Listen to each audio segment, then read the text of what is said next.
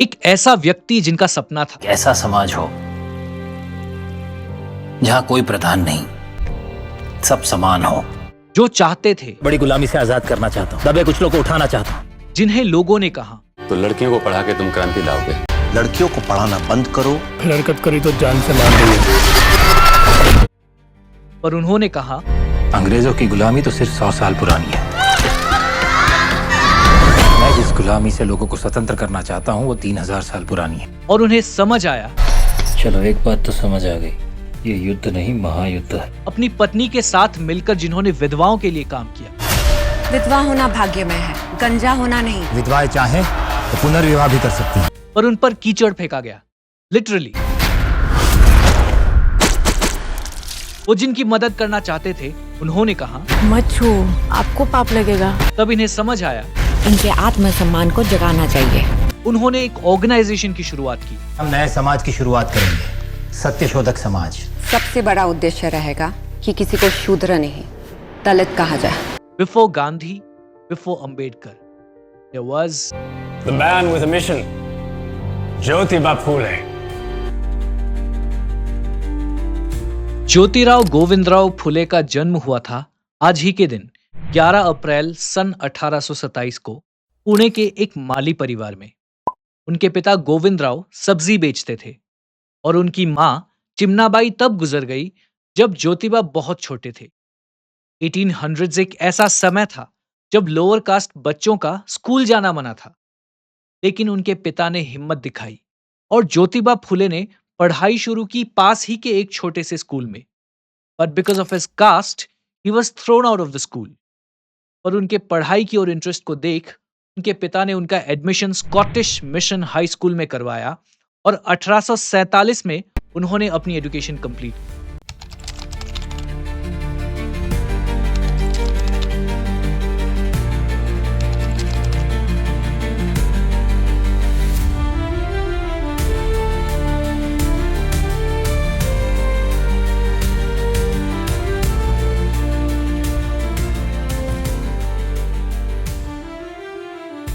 सन 1848 ज्योतिबा फुले अपने एक upper caste दोस्त की शादी में गए।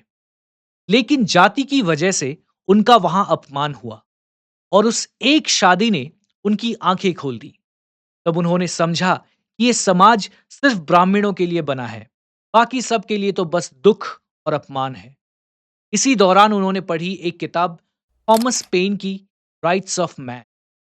ज्योतिबा फुले के लिए यह किताब एक इंटेलेक्चुअल अवेकनिंग थी और उनका विजन क्लियर हो चुका था। और इंसान को समानता मिलनी चाहिए, चाहे उसकी जाति कुछ भी हो। 13 साल की उम्र में उनकी शादी हुई थी सावित्रीबाई फुले से। लेकिन यह शादी एक सामान्य जोड़ी की नहीं थी। सावित्रीबाई भी उनकी तरह एक क्रांति लाना चाहती थी और आगे चलकर दोनों ने मिलकर लिखी एक नए भारत की कहानी, जहां महिलाएं पढ़ती थी, लड़कियां स्कूल जाती थी, विधवाओं का अपमान नहीं होता था और जाति का बंधन तोड़ दिया गया था। सन 1848 में पुणे में ज्योतिबा और सावित्रीबाई फुले ने मिलकर बनाई भारत की पहली लड़कियों की स्कूल। सोचिए, उस समय महिलाओं का पढ़ाई करना पाप माना जाता था। लेकिन ज्योतिबा फुले ने कहा, एजुकेशन ही वो हथियार है जो समाज को तोड़ के नया बनाता है। इनफैक्ट उनके स्कूल का करिकुलम भी मॉडर्न था। मैथमेटिक्स, साइंस, सोशल स्टडीज जैसे सब्जेक्ट पढ़ाए जाते थे इनके स्कूल में, रादर देन रिलीजियस स्क्रिप्चर्स। और उनका एम्फेसिस रोट लर्निंग नहीं, क्रिटिकल थिंकिंग पे था। इसके अलावा उन्होंने शुरू किया night schools for working class, schools for untouchables. और उनका मानना था, अगर लोअर कास्ट के लोग टीचर बनेंगे तो रोल मॉडल्स भी बदलेंगे और लोअर कास्ट को प्रोत्साहन मिलेगा। सन 1882 में उन्होंने ब्रिटिश गवर्नमेंट की हंटर कमीशन के सामने एक प्रपोजल रखा, फ्री और कंपलसरी एजुकेशन सबके लिए। उन्होंने हंटर कमीशन से कहा कि एजुकेटेड क्लास को 100 फोल्ड बढ़ानी होगी, वरना समाज में कभी बदलाव नहीं आएगा। Today article 45 of the Indian constitution जो फ्री और कंपलसरी एजुकेशन के बारे में है, उसका क्रेडिट उन्हें ही जाता है। 1873 वो साल जब ज्योतिबा फुले ने बनाया सत्य शोधक समाज, सोसाइटी ऑफ ट्रूथ सीकर्स। इस सोसाइटी का मिशन था महिलाओं और दलितों के राइट्स के लिए लड़ना।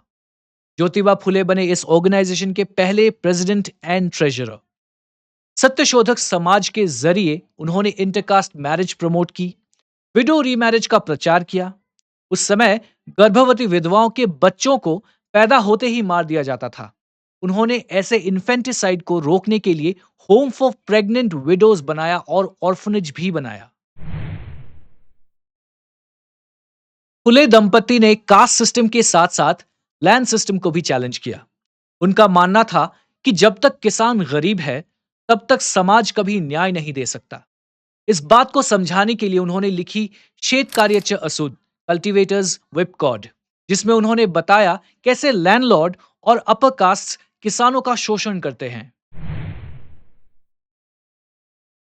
ज्योतिबा फुले की एक विशेषता यह भी थी कि उन्होंने अपने विचार मराठी में लिखे, जिससे आम जनता समझ सके। उनके द्वारा लिखी गई गुलामगिरी की तो एक छोटी सी किताब, पर ब्राह्मणवाद और जाति प्रथा पर एक बड़ा प्रहार था। उनकी लिखी शेत कार्यच असूद किसानों के हकदारी की आवाज बनी। वो कहते थे, lack of education leads to lack of wisdom, which in turn leads to lack of justice, leading to poverty, eventually leading to oppression of lower cast.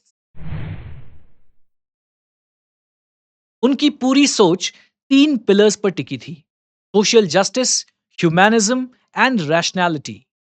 Education के बारे में उनका कहना था कि पढ़ाई का मतलब सिर्फ याद रखना नहीं, बल्कि समझना, सवाल करना और बदलना है। उनकी सोच आज भी भारत के लिए रेलेवेंट है जब हम नेशनल एजुकेशन पॉलिसी या कास्ट डिस्क्रिमिनेशन की बात करते हैं। आप सोच रहे होंगे कि स्कूल्स खोलने के लिए उनके पास पैसा कहां से आया, सत्यशोधक समाज के काम के लिए फंड्स कहां से आए? तो लेट मी टेल यू, वो पब्लिक वर्क्स डिपार्टमेंट में कॉन्ट्रैक्टर थे। जो पैसा कमाते थे उसे स्कूल्स और समाज के काम में लगा देते थे, और जिंदगी ने उन्हें कम नहीं तोला। एक समय ऐसा आया जब उन्हें स्ट्रोक हुआ। Right side of his body was paralysed, but his spirit that could not be paralysed. उन्होंने एक्टिविज्म नहीं छोड़ा। ईयर 1888 में उन्हें दिया गया टाइटल महात्मा का। बहुजन समाज ने कहा, you are father of the nation. Shocked? Gandhi ji से पहले ही उन्होंने समाज में असली क्रांति शुरू की थी, कास्ट, जेंडर और पॉवर्टी के खिलाफ। महात्मा फूले एक व्यक्ति नहीं, एक मूवमेंट थे। पहले लड़कियों के लिए स्कूल, फिर सत्यशोधक समाज, किसानों की आवाज, ब्राह्मणवाद के खिलाफ विचार, सब कुछ एक ही इंसान ने किया।